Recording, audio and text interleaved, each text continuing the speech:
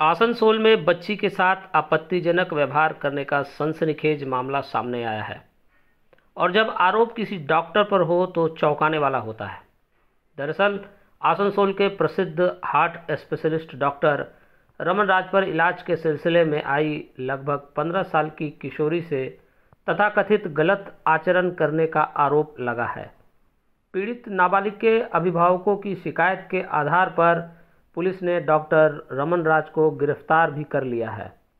बताया जा रहा है कि उन्हें पॉक्सो एक्ट के तहत दर्ज मामले में आसनसोल महिला थाने की पुलिस ने हिरासत में ले लिया है, जहां उन्हें गुरुवार आसनसोल पॉक्सो कोर्ट में पेश भी किया गया।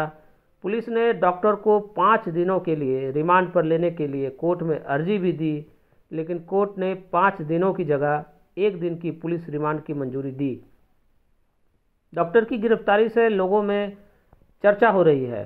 पीड़ित नाबालिग की वकील मिता मजुमदार ने कहा कि आरोपी ने इलाज के दौरान बच्ची के साथ आपत्तिजनक व्यवहार किया था, जिसकी जानकारी जब बच्ची ने परिवार वालों को दी तब बाद में परिवार वालों ने थाने में शिकायत दर्ज कराई।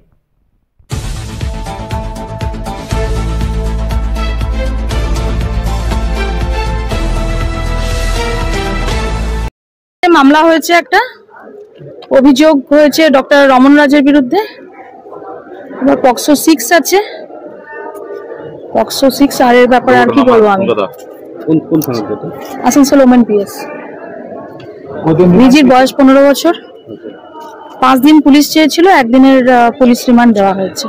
পরবর্তীকালে জানা গেছে ঘটনাটা হয়েছে, সেটা তো পেশেন্টের সাথে হয়েছে। পরবর্তীকালে বাচ্চাটি বলেছে ঘটনাটা। পক্সো 6 আছে পক্সো কোর্টে। এখন পক্সো কোর্টের আমাদের লানের জাজ নেই, সেজন্য এটা লানের এডিজে 2 চার্জে আছেন, সেজন্য এডিজে 2 এ এই রিমান্ডটা 5 দিনের ধারা রয়েছে। পক্সো 6 আছে মানে তো পক্সো আইনে আছে মাইনরের। হ্যাঁ 64(2) আছে, 64(2) আছে, কিন্তু এটা এখন এটা এখন জাস্ট একদম ইনিশিয়াল স্টেজ ইনভেস্টিগেশন,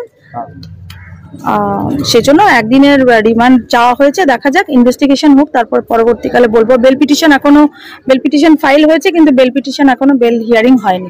পরবর্তীকালে জানা যায়, বাচ্চাটা পরবর্তীকালে এসে বলছে বাচ্চাটাকে ট্রিটমেন্টের জন্য নিয়ে যাওয়া হয়েছিল। পরবর্তীকালে বাচ্চাটি বাড়িতে এসে বলেছে যে ঘটনা, যে আইনে মামলাটা ফাইল করা হয়েছে, সেই ঘটনাটা পরবর্তীকালে বাচ্চাটি ঘরে এসে পরে বলে।